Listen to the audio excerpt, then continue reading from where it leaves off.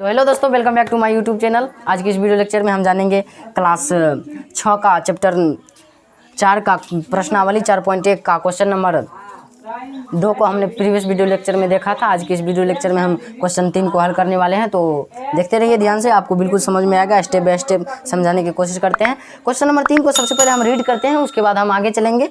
3 का क्वेश्चन देखिए क्या कर रहा है। कह रहा है नीचे दिए गए चित्र में संख्या रेखा, नीचे कोई चित्र दिया गया है उसमें संख्या रेखा को दिखाया गया है। संख्या रेखा ऑब्वियसली आप देख सकते हैं, ये जो चित्र नीचे दिया गया है इसमें ये क्या है, संख्या रेखा है जो पूर्णांक को निरूपित करता है। इस पे पूर्णांक दर्शाया गया है, प्लस इधर से पूर्णांक है, इधर से माइनस है, इधर से जीरो। ऑब्वियसली आपने प्रीवियस वीडियो लेक्चर में देखा हुआ था कि हमने पूर्णांक किसे कहा, जिसमें धनात्मक, ऋणात्मक और शून्य शामिल हो उसे हमने पूर्णांक कहा। ओके दोस्तों, यही तो बात यहाँ दिया गया है। अब देखिए कहता है कि इस रेखा को देखते हुए निम्न बिंदु के स्थान ज्ञात कीजिए।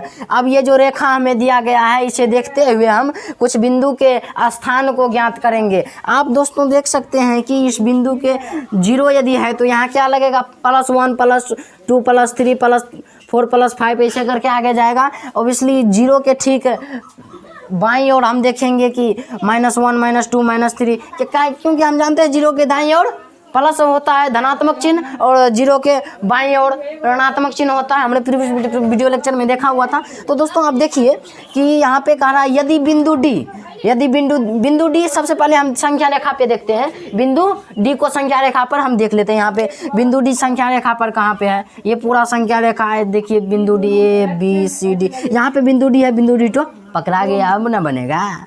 देखिए पूर्णांक संख्या -8, यदि बिंदु डी पर क्या है -8 है, मान लीजिए यहाँ पे -8 है, मान लीजिए क्या यहाँ -8 होगा ही, क्यों जानते हैं, यहाँ पे -1 होगा, यहाँ पे -2 -3 -4 -5 -6 -7, यहाँ क्या हो जाएगा -8। ओके दोस्तों, लेकिन हमें कहा तो +8 वाला बिंदु ज्ञात कीजिए। तो +8 किधर होगा, 0 के ठीक दाईं ओर होगा। अब दाईं ओर हम ज्ञात कर लेते हैं, -1 -2 -3 -4 -5 -6 -7 -8। चलिए दोस्तों देखिए कहला है +8 वाला बिंदु कौन सा है, यानी कि कहाँ पे है, वो कौन सा लेटर है। तो लेटर तो हमने पहले लिख चुके हैं, 1 A B C D E F G H I J के पहले से हमें क्वेश्चन में दिया गया है आपके बुक में। उस बुक से हमने यहाँ पे नोट किया है, आप भी नोट कर लीजिएगा। ओके दोस्तों आगे बढ़ते हैं। हम देखते हैं कि यदि बिंदु डी पूर्णांक -8 है, बिंदु डी पूर्णांक कितना है, -8 है, डी के जगह पर आपने समझ गया होगा। तो +8 वाला बिंदु कौन सा है, +8 वाला बिंदु देख सकते हैं, -8 की जगह क्या है, -8 की जगह सॉरी इधर 0 के ये साइड क्या लगेगा, प्लस लगेगा। हमने यहाँ पे माइनस लगा दिया है, इसमें गलती हो गया, मिस्टेक, सॉरी। ठीक, यहाँ पे क्या होगा, प्लस होगा। ओके दोस्तों आप देख सकते हैं 0 के ठीक दाईं ओर +8 के स्थान पर कौन सा संख्या है, कौन सा लेटर है, तो कौन सा लेटर है, यहाँ पे जे दिया गया है दोस्तों। तो हमारा आंसर क्या हो जाएगा, जे। ठीक दोस्तों आगे बढ़ते हैं। अब हम क्वेश्चन नंबर बी को हम देखते हैं, इसे आप नोट कर लीजिए। तो अगली क्वेश्चन पे हम चलते हैं। अगला क्वेश्चन है हमारा बी नंबर का। कहता है बिंदु बी एक धनात्मक, ऋणात्मक पूर्णांक है या धनात्मक पूर्णांक है। अब बताना है कि ये जो संख्या रेखा पे जो निरूपित की गई लेटर है, लेटर क्या है, बी, बिंदु बी जो है वो क्या है, ऋणात्मक पूर्णांक है या धनात्मक पूर्णांक है। तो दोस्तों हमने इंट्रो वाले वीडियो में देखा हुआ था। यदि आपने अभी तक नहीं देखा है तो लिंक डिस्क्रिप्शन है, जाके देख सकते हैं। हमने ज्ञात किया था कि 0 के जो बाईं ओर संख्या होती है वो ऋणात्मक संख्या होती है और 0 के दाईं ओर जो संख्या होती है वो धनात्मक संख्या होती है। ओके, 0 के जो बाईं ओर संख्या है इसमें क्या लगेगा, माइनस लगेगा, -1 -2 -3 -4 -5 -6 -7 -8 यही सब लगेगा। ओके, अब देखते हैं हम 0 के दाईं ओर प्लस लगेगा, +1 +2 +3 +4 +5 ऐसे करके जाएगा जहाँ तक जाने की इच्छा होगी आपकी। लेकिन दोस्तों यहाँ ज्ञात करना है बिंदु बी एक ऋणात्मक पूर्णांक है या धनात्मक पूर्णांक है, ये तो हमें ज्ञात करना है ना। तो देख लेते हैं बिंदु बी क्या है, बिंदु बी कहाँ है, यहाँ पे बिंदु बी है। तो यहाँ पे क्या है, ऋणात्मक पूर्णांक है या धनात्मक पूर्णांक है, बिंदु बी ऑब्वियसली आप देख सकते हैं कि एक ऋणात्मक पूर्णांक है। यहाँ पे धनात्मक पूर्णांक तो इधर होगा, जीरो के दाईं ओर है। यहाँ ऑब्वियसली आप देख सकते हैं बिंदु बी माइनस धनात्मक माइनस है, तो माइनस को हम क्या कहते हैं, माइनस को ही ना कहते हैं हम ऋणात्मक पूर्णांक। तो आप कह सकते हैं आंसर अपना आ जाएगा कि ये ऋणात्मक पूर्णांक है, ऋणात्मक पूर्णांक आंसर अपना आ जाएगा। ओके दोस्तों, आई होप कि आप समझे होंगे। अब चलते हैं अगले क्वेश्चन पे। क्वेश्चन सी को ज्ञात करते हैं, इससे पहले आप इसे नोट कर लीजिए। तो अगला क्वेश्चन है हमारा सी का, बिंदु सी और ई के संगत पूर्णांक ज्ञात कीजिए। संगत यानी कि उसके संगत क्या कौन सा पूर्णांक है। पूर्णांक चलिए देखते हैं बिंदु सी और ई का। बिंदु सी कहाँ पे है, संख्या रेखा पे देख सकते हैं आप, बिंदु सी यहाँ पे है, यहाँ पे देख सकते हैं, यहाँ पे बिंदु सी दिया गया है। यहाँ पे हम आ जाते हैं -1 -2 -3 -4 -5 -6, यानी कि बिंदु सी पे क्या कौन सा पूर्णांक आ गया अपना, -6 आ गया। तो -6 हम लिख देंगे। अब चलते हैं बिंदु ई पर। बिंदु ई संख्या रेखा पर देखिए, यहाँ पे बिंदु ई है, यहाँ पे बिंदु है, यानी कि 0 के ठीक बाद यहाँ पे क्या होगा, +1 होगा ना, +1, यानी कि हम लिख देंगे बिंदु ई बराबर बिंदु ई के संगत कौन सा पूर्णांक होगा, +1। ओके दोस्तों, यही अपना आंसर आ गया। तो नोट कीजिए इसे हम, फिर अगली क्वेश्चन पे हम चलेंगे। सो दोस्तों अगले क्वेश्चन है हमारा डी का, इस संख्या रेखा पर अंकित बिंदु में से किसका मान सबसे कम है। इस पूरी संख्या रेखा पहले हम बिंदु को अंकित कर लेते हैं, उसके बाद हम ज्ञात करेंगे कौन सी संख्या है।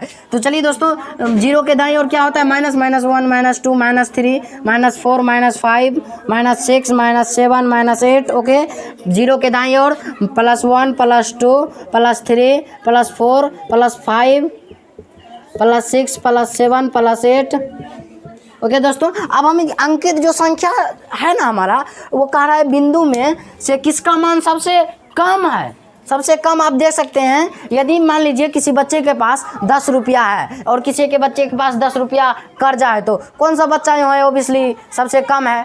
तो जिसके पास 10 रुपया कर्जा है ना, तो सबसे ज़्यादा वाला कौन हो जाएगा, +8 वाला, सबसे कम वाला -8 वाला। तो हमारा संख्या रेखा पर -8 ही सबसे कम है। तो हमारा क्या आ जाएगा, सबसे किसका मान सबसे कम है, सबसे कम हमारा संख्या रेखा कौन सा आ जाएगा, तो -8 सबसे कम, सबसे कम, सबसे कम जो है -8 है। ध्यान से देखिएगा। तो दोस्तों इसको नोट कीजिए, फिर हम अगले क्वेश्चन पे ई को सॉल्यूशन करेंगे बहुत जल्दी।